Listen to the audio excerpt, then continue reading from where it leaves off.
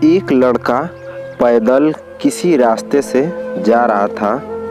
उस लड़के ने देखा कि सामने वाले बिजली के खंभे पर कागज की पर्ची चिपकी पड़ी है और उस पर्ची में कुछ लिखा हुआ है।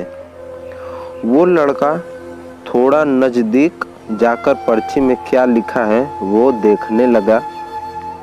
उस कागज की पर्ची में लिखा था, कल इस रास्ते से गुजरते वक्त मेरे 100 रुपये कहीं गिर गए थे। मैंने ढूंढने की बहुत कोशिश की लेकिन मुझे वो नहीं मिले। कृपया इस रास्ते पर कहीं भी किसी को भी मेरे 100 रुपये मिले तो इस पते पर पहुंचा देना। पर्ची में उसका एड्रेस भी लिखा हुआ था।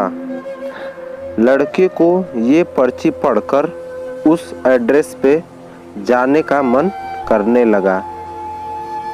वो लड़का उस एड्रेस पे जाने के लिए आगे बढ़ने लगा।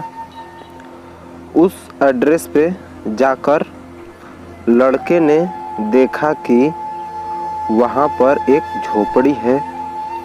लड़के ने बाहर से आवाज़ लगाई तो उस झोपड़ी में से एक वृद्ध औरत लाठी के सहारे बाहर आने लगी।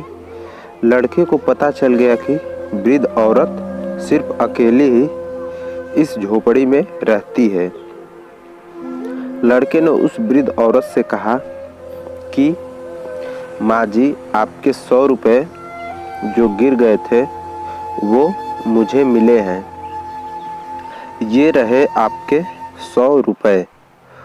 उस लड़के की बात सुनकर वो वृद्ध औरत रोने लगी और कहती है कि बेटा, अब तक करीब 15 से 20 लोग मुझे 100 रुपये देकर जा चुके हैं। बेटा, मुझे ठीक से दिखाई भी नहीं देता है और मुझे पढ़ना लिखना भी नहीं आता है।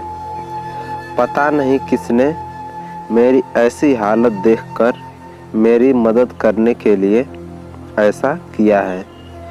लड़के ने 100 रुपये रखने के लिए कहा पर वो वृद्ध औरत नहीं मानी।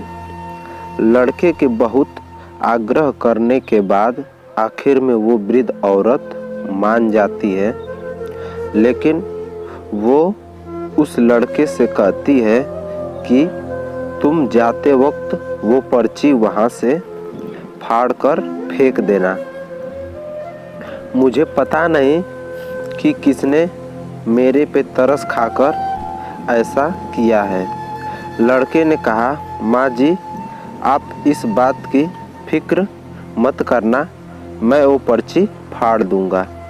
अब वो लड़का उस वृद्ध औरत के घर से निकल जाता है और थोड़ी देर चलने के बाद उस लड़के ने सोचा कि आखिर मुझसे पहले आए हुए उन 15 से 20 लोगों को भी इस माँ जी ने वो पर्ची फाड़ने को कहा होगा, लेकिन उनमें से किसी ने भी पर्ची को नहीं फाड़ा, तो फिर मैं क्यों फाड़ दूँ।